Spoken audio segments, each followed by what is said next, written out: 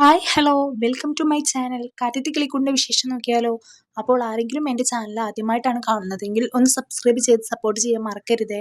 അങ്ങനെ നമ്മളെ ഹരീഷിൻ്റെയും സുധീഷിൻ്റെയും തമ്മിലടി കാരണം അവർക്ക് ഉപദേശം കൊടുത്തുകൊണ്ടിരിക്കുകയല്ലേ നമ്മളെ സുഭാഷേട്ടൻ ഇങ്ങനെ ഓരോന്ന് പറയുന്നുണ്ട്. നിധി ഈ വീട്ടിലേക്ക് വന്ന് കയറിയതില്ല, അപ്പം നിങ്ങൾ ഇങ്ങനെയാണോ പെരുമാറേണ്ടത്, അപ്പം അവളെ കൊണ്ട് ഒച്ച വെപ്പിക്കുകയാണോ ചെയ്യേണ്ടത്, എപ്പോഴും അവൾക്ക് നിങ്ങളെ വഴക്ക് തീർക്കലാണോ പണി, നിങ്ങൾ ഇങ്ങനെ തന്നെയാണെങ്കിൽ അവളെ വല്ല ഹോസ്റ്റലിലും ഞാൻ കൊണ്ടുവിടുട്ടോ എന്നൊക്കെ പറയുന്നുണ്ട്. ഇത് കേൾക്കുമ്പോൾ നമ്മളെ സുധീഷിന് കൂടുതൽ ദേഷ്യം വരികയാണ് ചെയ്യുന്നത്. കാരണം നിധിയെ ഹോസ്റ്റലിൽ കൊണ്ടുവിടുക എന്ന് കേൾക്കുമ്പോൾ അവന് ഭയങ്കര ഇറിറ്റേറ്റ് ആവുന്നുണ്ട്. അതും കൂടി കേൾക്കുമ്പോൾ അവൻ വീട്ടിൽ നിന്ന് ഇറങ്ങി പോവുകയാണ് ചെയ്യുന്നത്. എന്നിട്ട് സുഭാഷേട്ടൻ സുധീഷ് എന്ന് വിളിക്കുമ്പോഴൊന്നും നമ്മളെ സുധീഷ് തിരിഞ്ഞു നോക്കാതെ പോവുകയാട്ടോ ചെയ്യുന്നത്. നേരെ സുധീഷ് പോകുന്നത് വേറെ എങ്ങോട്ടല്ല, ബാറിലേക്കാണ്. ബാറിൽ പോയിട്ട് കുറച്ച് നേരം ഇരുന്ന് ആലോചിക്കുന്നുണ്ട്, ചെയറിൽ ഇരുന്നിട്ട്. കഴിഞ്ഞ കാര്യങ്ങളൊക്കെ, പോലീസുകാർ തല്ലിയത്, പിന്നെ ബട്ടൺസ് ഇടാൻ പറഞ്ഞത്, പിന്നെ നിധി ഹരീഷുമായിട്ടുള്ള തിരക്കിലെ ഒച്ച വെച്ച് സംസാരിച്ചത്, ഇതെല്ലാം നമ്മളെ സുധീഷ് അന്നേരം ആലോചിക്കുന്നുട്ടോ.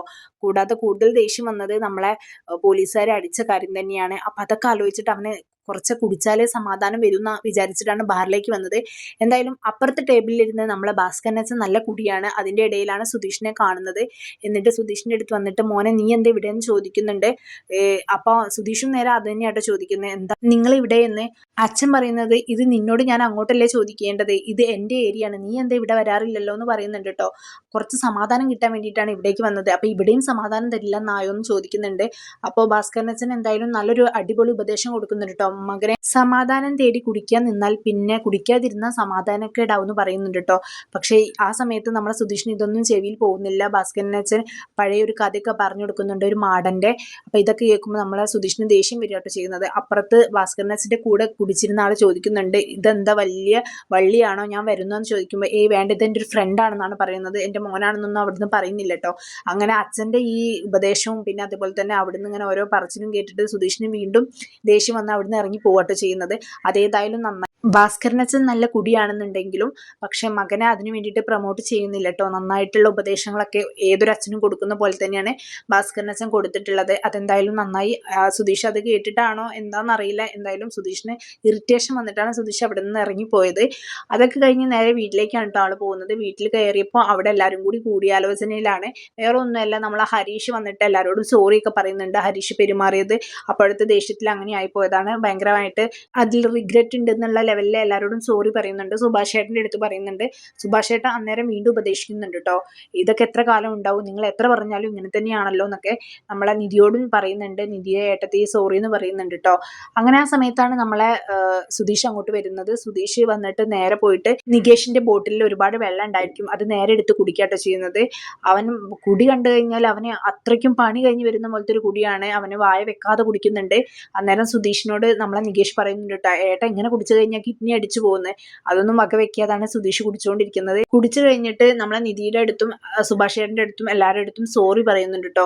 എനിക്ക് അപ്പോഴത്തെ ദേഷ്യത്തിനാണ് ഞാൻ അങ്ങനെ ചെയ്തത്, പോലീസ് സ്റ്റേഷനിൽ ലൈസൻസും വാങ്ങിച്ചു വെച്ചു, അത്രയും കാശും കൊടുത്തു, അത് കഴിഞ്ഞ് വന്ന് നോക്കുമ്പോൾ ഇവിടെയുള്ള കാശും പോയപ്പോൾ എനിക്ക് എന്തോ പെട്ടെന്ന് ദേഷ്യം വന്നു, അതാണ് ഞാൻ അങ്ങനെ പെരുമാറിയത്, എല്ലാവരോടും സോറി എന്നൊക്കെ പറയുന്നുണ്ട്. നിധിയുടെ അടുത്ത് പ്രത്യേകിച്ച് പറയുന്നുണ്ട് കേട്ടോ. അപ്പോൾ നിധി ഇങ്ങനെ ഓരോന്ന് പറഞ്ഞ് ഉപദേശിക്കുന്നുണ്ട്, നിങ്ങൾ എന്തിനാ ഇങ്ങനെ ചെറിയ ചെറിയ പ്രശ്നങ്ങൾ വരുമ്പോൾ അത് പറഞ്ഞു തീർക്കല്ലേ വേണ്ടത്, അല്ലെങ്കിൽ ഇങ്ങനെയാണോ ചെയ്യേണ്ടത്, ഇങ്ങനെ ദേഷ്യപ്പെട്ടുകൊണ്ട് എന്ത് കാര്യമാണെന്നൊക്കെ പറയുന്നുണ്ട്. അപ്പോൾ നമ്മളെ സുധീഷ് പെട്ടെന്ന് എടുത്ത വഴിക്ക് പറയുന്നത് നിധിയോട്, ഇയാളുടെ വീട്ടിലേക്ക് എന്തെങ്കിലും പ്രശ്നം കഴിഞ്ഞാൽ ഞാൻ ഭയങ്കര സമാധാനത്തോടുകൂടി സംസാരിക്കാറില്ലല്ലോ പതിവ്, തട്ടിക്കളയാറല്ലേ, ഇവിടെ അങ്ങനെയില്ല, അന്നേരം തന്നെ എല്ലാം പറയാനുള്ളത് പറഞ്ഞു തീർക്കും, അത് ഇതുപോലെ ആയിരിക്കുന്നുള്ളൂ എന്ന് മാത്രം പറയുന്നുണ്ട് കേട്ടോ. അത് നമ്മളെ നിധിക്ക് എന്തോ ഇഷ്ടപ്പെട്ടില്ല. നിധി പറയുന്നുണ്ട്, അത് അങ്ങനെ ആയിരിക്കും, ശരിയാണ്, അതുകൊണ്ടാണല്ലോ ഞാൻ അവിടെ നിന്ന് ഇറങ്ങിപ്പോകുന്നത്, ഇവിടെയും ഇങ്ങനെയാണെന്നുണ്ടെങ്കിൽ ഞാൻ ഇവിടുന്ന് ഇറങ്ങിക്കോളാം എന്ന് പറയുന്നുണ്ട്. ഇത് കേട്ടപ്പോൾ സുധീഷ് പറയുന്നുണ്ട്, അതിൻ്റെ ഒന്നും ആവശ്യമില്ല, ഇവിടുന്ന് ഇറങ്ങുമൊന്നും വേണ്ടെന്നൊക്കെ പറയുന്നുണ്ട് കേട്ടോ. സുധീഷിന്റെ ഈ ഡയലോഗ് കേട്ടപ്പോൾ നികേഷ് പറയുന്നുണ്ട് കേട്ടോ, സുധീഷേട്ടന്റെ ഏറ്റവും വലിയ ശത്രു സുധീഷേട്ടന്റെ വായ തന്നെയാണ്, അത് തന്നെയാണ് സുധീഷേട്ടനെ ഇങ്ങനെ ആക്കി തീർക്കുന്നത് എന്നൊക്കെ പറയുന്നുണ്ട്. അതൊക്കെ കേൾക്കുമ്പോൾ സുധീഷിന് വീണ്ടും മനസ്സിൽ എന്തോ ഒരു വിഷമമൊക്കെ ആയിട്ട് സുധീഷ് പുറത്തിറങ്ങി പോകുന്നുണ്ട് കേട്ടോ. പുറത്തിറങ്ങിയിട്ട് വീടിന്റെ അവിടെ തന്നെ ഒരു മരച്ചുവട്ടിൽ പോയി ഇരുന്നിട്ട് ഇങ്ങനെ ആകാശത്തേക്ക് നോക്കുന്നുണ്ട്. അപ്പോഴേക്കും സമയം ഏതാണ്ട് രാത്രിയൊക്കെ ആവാനായിട്ടുണ്ട്. അങ്ങനെ അവൻ മുകളിലേക്ക് നോക്കി ചന്ദ്രനെയൊക്കെ നോക്കിയിരിക്കുകയാണ്. ആ സമയത്താണ് ഹരീഷ് നമ്മളെ സുധീഷിന്റെ അടുത്തേക്ക് വരുന്നുണ്ട് കേട്ടോ. തൊട്ടടുത്ത് വന്നിരിക്കുന്നുണ്ട്. അവൻ എന്തൊക്കെയോ ഒരു ഫേസ് ചെയ്യാനൊരു ചടപ്പൊക്കെ ഉണ്ട്, എന്നാലും വന്നിട്ട് ഏട്ടൻ്റെ അടുത്ത് വന്നിരിക്കുന്നുണ്ട്. രണ്ടാൾക്കും മിണ്ടാനൊരു സ്റ്റാർട്ടിങ് ട്രബിൾ ഉണ്ട്, കാരണം അത്രയും ഭയങ്കരമായിട്ട് വഴക്കടിച്ചതാണല്ലോ. അതുകൊണ്ട് മിണ്ടാനൊരു മടിയുണ്ട്. എന്നാലും ഹരീഷ് തന്നെയാണ് ആദ്യം മിണ്ടിയത്. ഏട്ടാ, വഴക്കിൻ്റെ ഇടയിൽ ഞാനൊരു കാര്യം പറയാൻ വിട്ടുപോയി.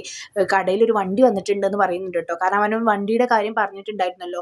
നമ്മളെ നിധിക്ക് വേണ്ടിയിട്ടൊരു വണ്ടി വാങ്ങിക്കണം, അപ്പോൾ കടയിൽ വന്നു കഴിഞ്ഞാൽ പറയണമെന്ന് പറഞ്ഞിട്ടുണ്ടായിരുന്നു. അപ്പോൾ അത് വന്നിട്ടുണ്ട്, അത് പറയാൻ വിട്ടുപോയി എന്നൊക്കെ പറയുന്നുണ്ട്. അങ്ങനെ ആ വണ്ടിയെക്കുറിച്ചൊക്കെ സംസാരിക്കുന്നുണ്ട്. നല്ല വണ്ടി തന്നെയാണോടാ, ഫസ്റ്റ് വണ്ടിയാണോ എന്ന് ചോദിക്കുന്നുണ്ട്. അതിന് ഞാൻ ഷോറൂമിലൊന്നും അല്ലല്ലോ, ഇത് ഫസ്റ്റ് വണ്ടിയൊന്നും അല്ല, എന്നാലും കുഴപ്പമില്ല എന്നൊക്കെ പറയുന്നുണ്ട് കേട്ടോ.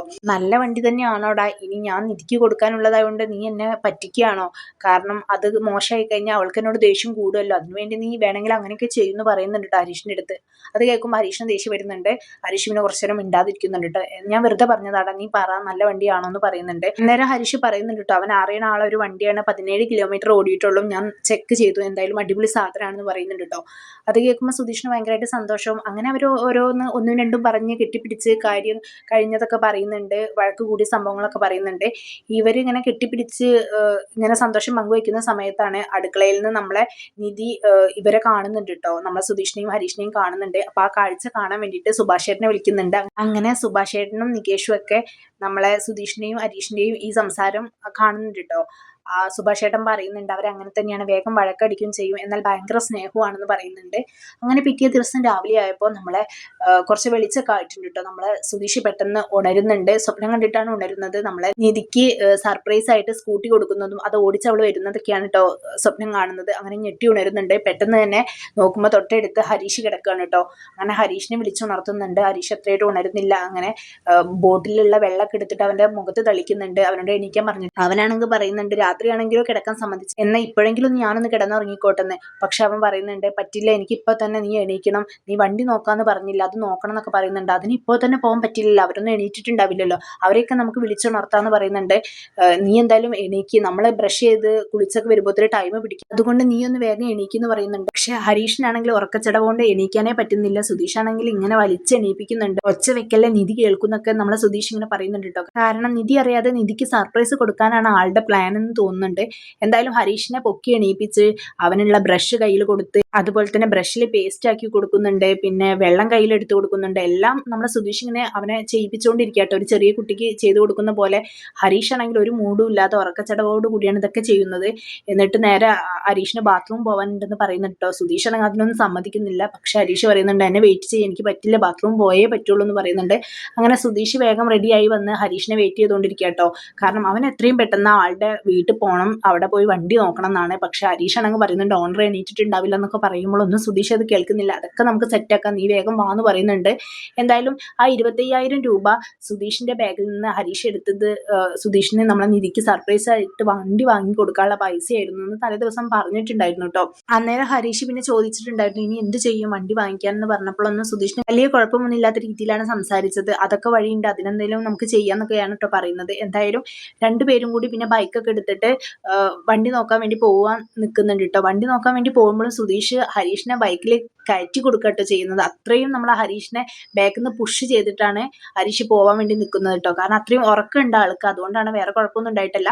പോകുന്ന സമയത്ത് സുഭാഷേട്ടൻ ഷോപ്പിൽ നിന്ന് വരുന്നുണ്ട്. സുഭാഷേട്ടൻ എങ്ങോട്ടാന്ന് ചോദിക്കുമ്പോൾ അതൊക്കെ വന്നിട്ട് പറയാന്ന് പറയുന്നുണ്ട് കേട്ടോ. ഹരീഷ് പറയാൻ നിൽക്കുമ്പോഴത്തേക്ക് സുധീഷ് പറയാൻ സമ്മതിക്കുന്നില്ല. അതൊക്കെ വന്നിട്ട് പറയാം, അതൊക്കെ ഒരു സർപ്രൈസ് ആണെന്ന് പറയുന്നുണ്ട്. എന്തായാലും നിധിക്ക് ഭയങ്കരമായിട്ടൊരു സർപ്രൈസ് കൊടുക്കാനാണ് നമ്മൾ സുധീഷ് തീരുമാനിച്ചിരിക്കുന്നത്. എന്തായാലും ഈ സർപ്രൈസിൽ നിധി ഒന്ന് വീഴും, കാരണം അവൾ അത്രയും ആഗ്രഹിക്കുന്ന ഒരു സാധനമാണ്. പിന്നെ പോരാത്തതിന് സുധീഷിന്റെ കയ്യിൽ നിന്ന് തന്നെ ആവുമ്പോൾ കൂടുതൽ സന്തോഷമായിരിക്കുമല്ലോ.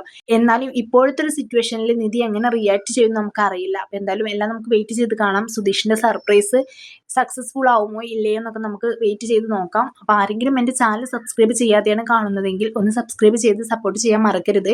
ഇതുപോലുള്ള റിവ്യൂസിനായിട്ട് ഈ ചാനൽ ഒന്ന് ഫോളോ ചെയ്യുക. ബൈ.